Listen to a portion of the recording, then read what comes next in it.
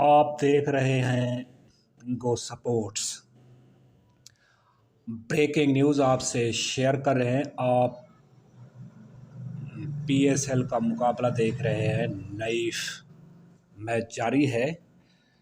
Karachi king Islamabad United.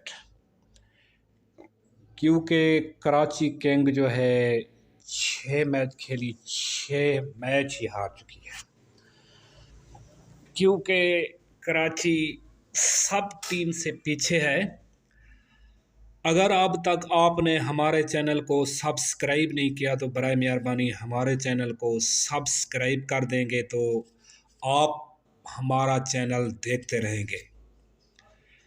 क्योंकि दोस्तों बहुत अच्छा मैच जा रहा है। इस्लामाबाद यूनाइटेड बैटिंग कर रही है।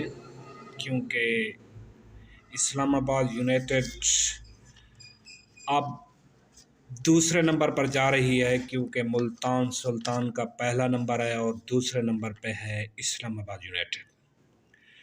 कराची किंग आज का मैच अगर हार जाती है तो ये बुक हो जाए।